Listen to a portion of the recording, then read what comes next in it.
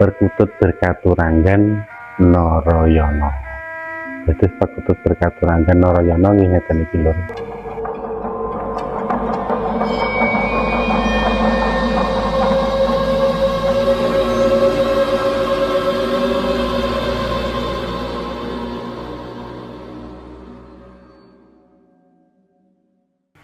Assalamualaikum warahmatullahi wabarakatuh. Sugeng dalu, sugeng pinanggih karejanan kawilujengan khususipun ingkang tansah setuhu mirsani channel Solawe teng pundi papan kadenganipun.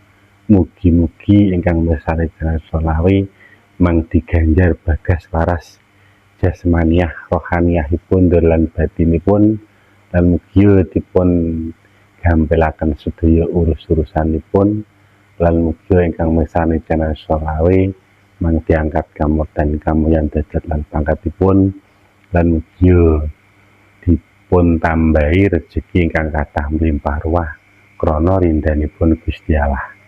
Amin ya rabbal alamin. Sedulur, dalu menika channel Solawe badhe nyajiaken ta nyuguhaken nggih menika perkutut berkaturanggan lokal alam ingkang mistis, ingkang keramat, ingkang gaib, ingkang magis nggih menika perkutut berkaturanggan Narayana. Dados perkutut berkaturanggan Narayana nggih ngeten iki lho. Dulu ngenten ngantos lengklek ngantos andhap asor ngantos pol ngenten iki. Nglambangaken tawaduk, tawakal, sujud syukur tengah sana kita Subhanahu wa Ta'ala. Sadèrèngé dalem matur marasiba cumanaka tengah sana panjenengan sami dalem badhe metek utawi gembel kamardikane panjenengan sak petara kanthi matur sak rena-rene penggalih. Dados para sedulur, perkutut berkaturanggan Narayana niki kados ngeten iki. Iki nglambangaken Dewa Kresna. Dados Dewa Kresna niku saged ngayomi utawi jangkung sanak kadang lan sedulur utawi sak alam bono diwastani Dewa Kresna. Sipate dihanda pasor, tawaduk, tawakal. Niki nek tiyang keislaman nunjukaken sujud syukur, nggih, sujud syukur, sujud tapi taat dumateng Gusti Allah Subhanahu wa Ta'ala. Kewan mawon, burung mawon, manuk purun sujud, purun tawaduk, purun andhap asor. Dados kados tiyang kula panjenengan sami yen boten purun sujud syukur, tawaduk, andhap asor, dadi derajat kula panjenengan tesih kalah kalih derajatipun manuk perkutut ya menika wujude perkutut katuranggan Narayana. Ya manake unik lho. Manake unik.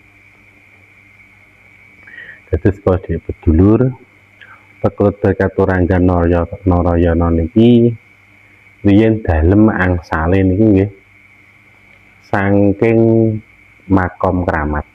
Nggih. Makom keramat niku teng dukuh makom Sesyudi Kuwung, Gede Kuwung. Makom Sesyudi niku dalem rimis-rimis dalu niku pados perkutut berkaturanggan. Niki riyen tileme mujur lho. Teng pang ngoten niki. Pangasem. Dados niki dalem saka kalih seser kenging tapi kok dadose perkutute ngenten iki. Perkutut katuranggan Narayana. Terus pertemakome Sesyudi Penggede Kuwung itu termasuk makam yang keramat. Nggih, tawaduk, tawakal, tawasul temriku dirindani Gusti Subhanahu wa Ta'ala asal perkutut berkaturanggan Narayana. Dados sedulur, perkutut menika termasuk perkutut ingkang istimewa, ingkang magis, ingkang mistis. Sedulur ingkang gadah perkutut menika kedah saged andhap asor tawaduk dumateng sepadha padane kaumipun kula panjenengan sami sak kanca kancane tiyang sepuhe pejabat napa kemawon kedah andhap pasor dados tiyang niku nyemplung andhap pasor temudi papan kadunganipun dipun ajeni tiyang dipun sungkani tiyang paisa slamet sak mobah sak solah sak mubosipun. Diwastani Pekutut Katuranggan Narayana ngeten iki nggih. Niki diwastani mawa rasa. Nggih. Mawa niku geni, rasa niku ingkang dipun raosaken. Dados tiyang niku mirsani mawon pun wedi pun adrih wibawane ageng. Disaged kanthi kewibawaan, saged kanthi kemomongan, saged ngomong anak kadang sedulur, saged jangkung, saged ngayomi, kerejekian saged ngangkat kamoten kamuyan derajat lan pakatipun ingkang ngramut Perkutut Berkaturanggan Narayana kados mangkaten nika. Dados sedulur Perkutut Katuranggan Narayana awak panjenengan sami ngeten iki nggih kedah paham katuranggan saestu. Yen mboten paham katuranggan, insyaallah kirang prayogi kirang sae.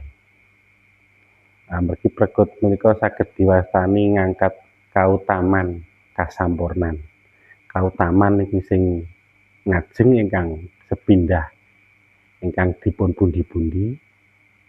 Kamulyan niku saged mulyakaken kang rawuh Perkutut Berkaturanggan Narayana. Dados sedulur Perkutut menika sipate nggih ngeten iki andhap pasor saen diluk ya dipesan tiyang tambah diluk ngeten. Aneh Perkutut ini. Niki balem badhe kapirsani niki paningale nggih paningale niki Tunjung Biru. Tunjung Biru niku ingkang remeksa nggih menika Ratu Nyai Loro Kidul. Dados saged diwelas asih tiyang. Lan niki paruwe niki biji gabah nglambangaken Mbok Sri. Nggih, Mbok Sri. Ini badhe kula pirsani ekore lho. Nggih. Ekor iki pinten? Kalau pirsani.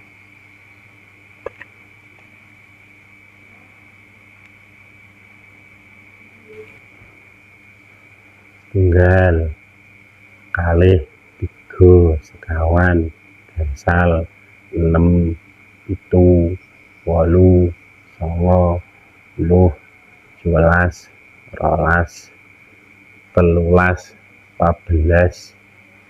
15, 15. Ini Perkutut menika ekore niku 15 lho. Wonten sangkut paute kalih pewayangan Narayana sing ngrumaksa Dewa Kresna. Lah ekore niku 15 gangsal 11 niku diwastani Pandhawa 5. Pandhawa 5 niku anak Pandunata ingkang mijilaken putra ingkang kasatriya ingkang wicaksana gangsal cacahe nggih menika Yudhistira, Bima, Arjuna, Nakula lan Sadewa. Perkutut menika perkutut ingkang istimewa dipun ramut Pak insyaallah beto manfaat beto barokah ngantos dugi ndelahan. Amargi Perkutut menika Berkaturanggan Narayana nggih. Narayana ekore 15. Iki Perkutut ingkang istimewa, ingkang keramat, ingkang mistis, ingkang magis dipun ramut Pak insyaallah beto manfaat beto barokah. Yen sukune kula hitunge lho sukune. Sri ing kali Arjuna panganati dandang tunggung lawa. Sri iki tiba Mbok Sri, tiba rezeki. Kukune nggih petak.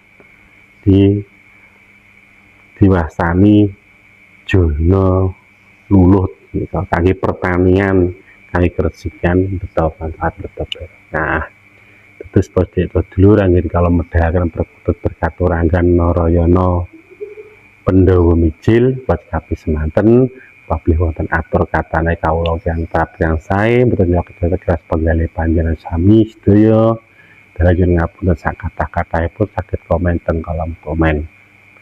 Ana wijatan nantelengi bumi karing para nabi wali alhamdulillahirabbil alamin.